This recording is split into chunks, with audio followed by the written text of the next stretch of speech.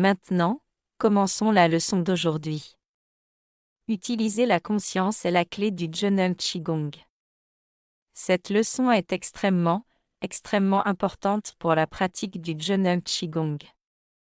Alors, pourquoi l'utilisation de la conscience est-elle la clé de la pratique du Juneng Qigong? Dès le chapitre 1, quand nous avons défini le Qigong, nous avons dit que l'essence du Qigong réside dans l'usage intérieur de la conscience.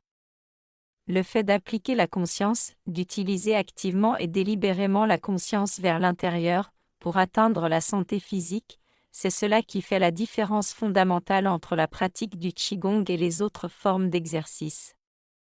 Dans le Juneng Qigong, nous plaçons l'aspect le plus essentiel de la pratique du Qigong sur l'usage intérieur de la conscience.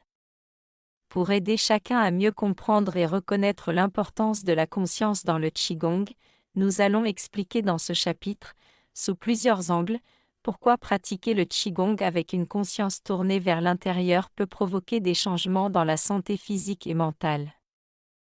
Ce sujet doit être exploré sous plusieurs angles. D'abord, nous devons aborder ce qu'est la conscience, ses fonctions, comment l'appliquer, et d'autres questions de ce genre. Aujourd'hui, nous commençons par la section 1, une brève introduction à la conscience et au IUNT. Notre enseignement suit principalement ce livre, tout est dedans. Mes cours sont surtout basés sur le livre. Dans cette première section d'aujourd'hui, une brève introduction à la conscience et au IUNT, nous allons couvrir 6 grands sujets. Commençons d'abord par la définition de la conscience, comment la voir, la reconnaître, la comprendre. C'est aussi un aspect crucial. D'abord, nous devons comprendre ce qu'est la conscience. Le terme « conscience » Yishi, n'est utilisé en Chine que depuis un peu plus de 1000 ans, il est apparu progressivement après l'arrivée du bouddhisme en Chine. Mais le Qigong existe depuis des milliers d'années. Avant que le bouddhisme n'arrive en Chine, ce que nous appelons aujourd'hui la conscience était généralement désigné par « esprit » Jingchen, ou « cœur » Xin. Après l'arrivée du bouddhisme, le vocabulaire bouddhique a introduit le mot « conscience » et avec le temps, il est devenu largement utilisé. Surtout au cours des 2 derniers siècles, le terme « conscience » est devenu encore plus courant.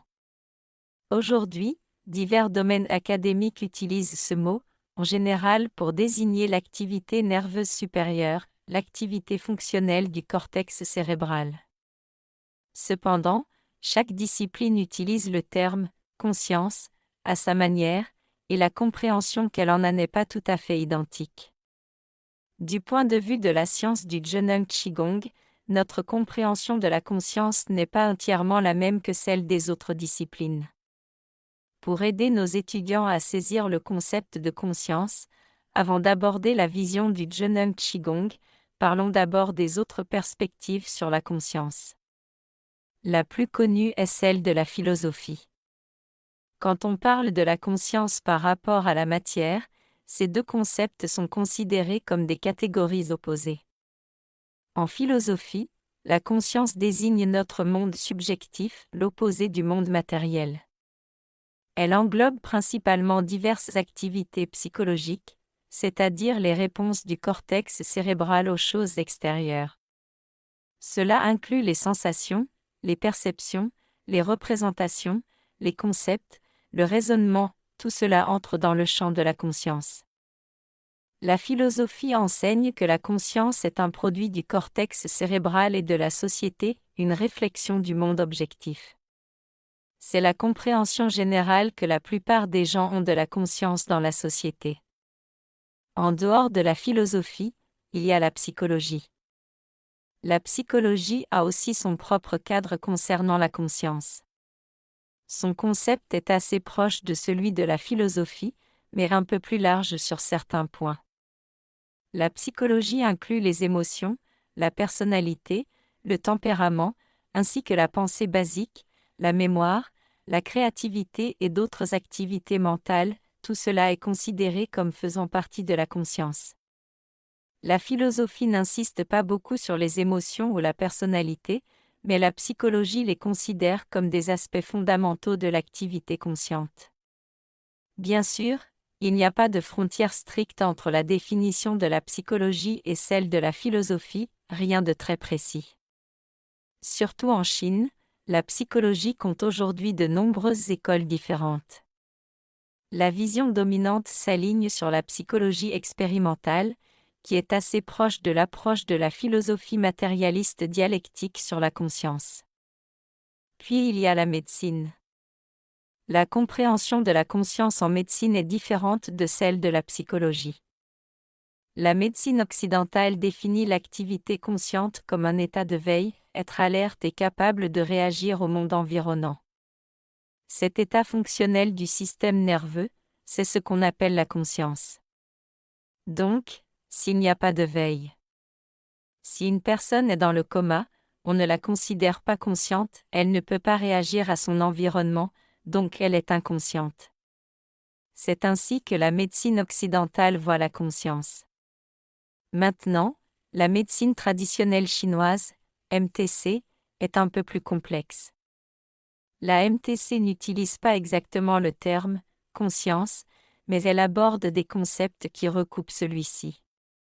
Plutôt que de traiter la conscience comme un tout, la MTC la décompose.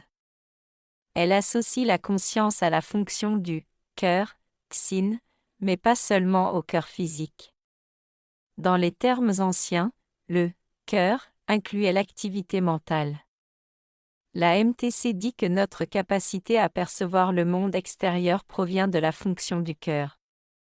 Quand notre esprit entre en contact avec le monde extérieur et que nous y réfléchissons, cela devient intention, i. Quand cette intention persiste et se fixe, elle devient sagesse, dit. Dans les termes classiques, l'intention, i, et la sagesse, i, ne sont pas identiques, ce sont des niveaux d'activité différents. L'intention qui s'accumule devient sagesse, yushuo kanwezi. Quand le cœur forme une idée, c'est l'intention, xin yushuo yiwei. Rappeler des pensées passées les transforme en intention, yi, et quand cette intention se fixe, elle devient sagesse, yi, une sorte de connaissance retenue, lisi. À partir de là, la sagesse se transforme en pensée, si, ce que nous appelons réfléchir. Quand la pensée s'étend plus loin, elle devient réflexion, lu. La pensée, si, et la réflexion, lu, ne sont pas la même chose. La pensée est plus proche et plus grossière, tandis que la réflexion est plus éloignée et plus fine. Après la réflexion, on agit avec sagesse, i. Donc, cœur, intention, sagesse, pensée, réflexion, ce sont des couches différentes, mais elles entrent toutes dans la catégorie plus large de la conscience. La MTC décompose l'activité consciente en de nombreux niveaux subtils. Le stade le plus précoce, c'est juste une idée fugace, i. Quand elle se stabilise, elle devient sagesse, i.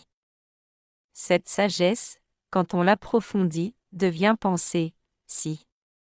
Quand la pensée s'étend vers l'extérieur, elle devient réflexion, lu. Et après la réflexion, on applique la sagesse pour agir.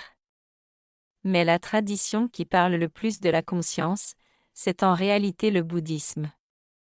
Le bouddhisme explore en profondeur l'activité de la vie humaine, la relation entre l'homme et la nature, et la manière dont nous percevons le monde naturel. Il aborde beaucoup de sujets, nous en verrons quelques-uns en cours. Quand une personne reçoit des stimuli de la nature et les traite, toute cette activité mentale est analysée par le bouddhisme dans une épistémologie idéaliste. Certains textes parlent de théorie de la conscience subtile, Wechilin, ou de théorie de la double conscience, en détaillant précisément le processus cognitif. Mais dans ce cadre, le terme conscience, yishi, est en réalité la combinaison de deux concepts, intention, i, et perception, shi, qui à l'origine avaient des significations distinctes. Le bouddhisme utilise surtout ce terme pour décrire la partie de l'activité mentale qui interagit avec le monde extérieur à travers le langage et les concepts. Je n'entrerai pas trop dans la philosophie bouddhiste aujourd'hui, le temps est limité, mais le point essentiel est celui-ci: dans l'interaction entre l'homme et la nature, de nombreuses activités mentales ont lieu. Quand vous interagissez avec le monde extérieur en utilisant des mots et des concepts, cette activité mentale précise, c'est ce que le bouddhisme appelle conscience. Le taoïsme n'utilise pas non plus le terme conscience. À la place, il parle de concepts comme le spirituel originel, Yuanshen, le mental acquis, Shishen, la perception spirituelle, Shenshi, ou encore le spirituel yin, Yinshen. Nous n'approfondirons pas le taoïsme ici. Quant au confucianisme, il ne connaît pas non plus le terme conscience. Mangzi parle de la capacité du cœur à réfléchir, Xinziguan Zedisi, en insistant sur la pensée et la réflexion, mais il n'aborde pas ce sujet en détail. J'ai rapidement présenté comment différentes disciplines voient la conscience parce que, quand nous parlerons de la perspective du Zheneng Qigong, nous le ferons strictement du point de vue de la science du Zheneng Qigong. Notre explication reste dans ce cadre-là ni la philosophie, ni la médecine, ni la psychologie. Donc, si quelqu'un veut débattre avec nous sur la conscience plus tard, souvenez-vous, nous parlons depuis la science du Zheneng Qigong. N'entrez pas dans des débats philosophiques, restez simplement dans notre perspective. Inutile de discuter. Dans le Zheneng Qigong, voyez-vous, la médecine peut l'expliquer d'une manière, la psychologie d'une autre, le confucianisme d'une autre encore, et le bouddhisme d'une autre. Mais nous, dans le Zheneng Qigong, on peut l'expliquer astérisque comme ça astérisque, oui, comme ça. Bien sûr, de nos jours, pour éviter des conflits inutiles, parce que si on parle de la conscience comme ça, qu'est-ce qui se passe si les philosophes objectent? Il faudrait alors discuter avec eux. Alors, on ne discute pas. Pas de débat. Nous présentons cette compréhension du point de vue de la science du Zheneng Qigong. Alors, comment la science du Zheneng Qigong voit-elle la conscience? Premier point, peu importe que vous ne compreniez pas les autres théories sur la conscience. Mais vous devez comprendre celle du Zheneng Qigong, elle est là, dans le livre. Page 138, la perspective scientifique du Zheneng Qigong sur la conscience. Laissez-moi expliquer. La science du Zheneng Qigong affirme que la conscience est une forme particulière de mouvement matériel. C'est là notre principe fondamental, la conscience est un type de mouvement de la matière.